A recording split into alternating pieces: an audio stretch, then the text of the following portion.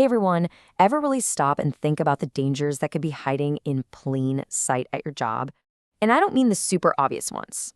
We're about to uncover the 6 big types of hazards that show up in pretty much every workplace, whether it's an office, a construction site, or a hospital. So let me just ask you this. What on earth could a quiet office, a loud construction site, and a super sterile hospital possibly have in common? I mean, they feel like totally different universes, right? Well, you might be surprised. The one thing that connects all of them is risk. And that's exactly what we're going to do today. Think of it like we're becoming hazard detectives. By the time we're done here, you're going to have the skills to spot these hidden dangers, which will help keep you and everyone you work with a lot safer. So, let's dive in. Okay, let's kick things off with 2 categories that are all about the environment you're in, these sort of unseen forces. We're talking about physical and chemical hazards. First up, physical hazards. Now, the key thing to get here is that these are parts of your work environment that can hurt you, a lot of the time without you ever even touching a single thing. It's the space itself that's the problem. And what's wild is just how common these things are. I mean, think about it. The constant buzz of machinery, having to work outside when it's scorching hot or freezing cold, or something as simple as bad lighting that gives you a headache. These are risks that so many of us deal with every single day, and sometimes we don't even clock it as a hazard. And here's the sneaky part. The damage isn't always instant. That's what makes these so dangerous. You take this example, right? A construction worker using a jackhammer day in and day out. That damage from the noise, it just builds up year after year until it leads to permanent hearing loss. It's the slow, invisible injury until one day it's just too late. All right, next up we have chemical hazards. This one's all about being exposed to some kind of substance. Doesn't matter if it's a solid, a liquid, or a gas that can make you sick or injure you. And this could be almost anything, like the vapors a painter breathes in all day, the cleaning products used in your office, or dangerous fumes in a factory. And you can be exposed just by breathing it in, getting it on your skin, you name it. And just like those physical hazards, the damage can really add up over time. This painter didn't get sick from one bad day. Nope. It was years and years of breathing in those solvent fumes that led to a chronic lung disease that changed their life forever. Okay, let's switch gears a bit from the environment to threats that are actually alive. So now we're going to move away from the inanimate environment and talk about hazards that are either living things themselves or are all about how our own bodies are interacting with the work we do. Let's get into biological and ergonomic hazards.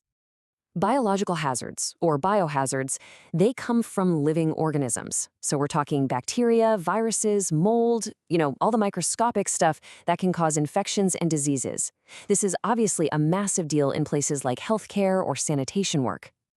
Wow, this example is such a powerful reminder of how fast things can go wrong.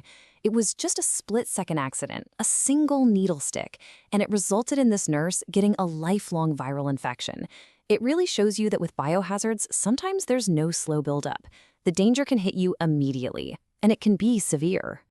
Now for a hazard that literally millions of us are dealing with every single day, ergonomic hazards. This is all about the disconnect between you and your job. When your desk, your tools, or the tasks you have to do are putting a strain on your body, that's an ergonomic risk. And right here, the cause and effect couldn't be clearer. That back pain that just won't go away, it could absolutely be from your chair not being set up right. Those aching wrists? Yeah, probably from typing all day long. Ergonomic hazards aren't about one big accident. They're about the slow, grinding wear and tear that comes from work that just wasn't designed for the human body. Okay, for our last section, we're really focusing on the human factor. We're looking at the dangers that come from how we interact with each other and from those immediate unsafe situations. These are the psychosocial and safety hazards. This one is huge, and thankfully, it's starting to get the attention it deserves. Psychosocial hazards are the things at your job that can actually harm your mental health.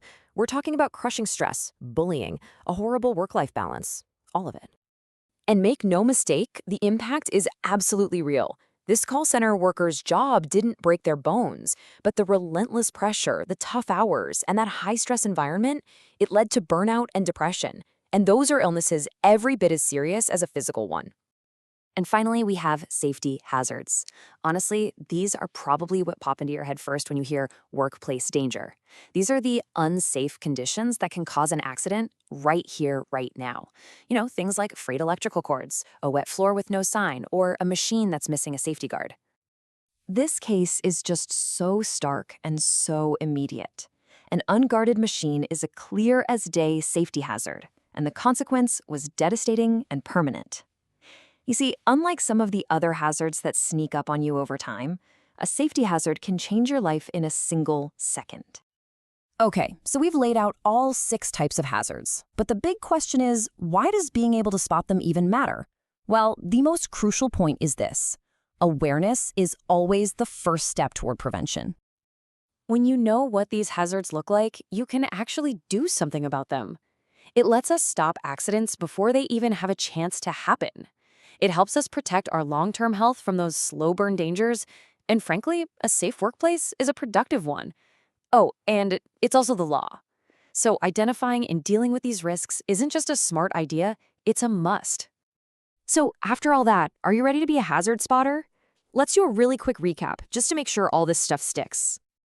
And here they are, all 6 categories, right next to each other. From the noise in the air to the way we hold our bodies, all the way to the invisible stress we take home with us.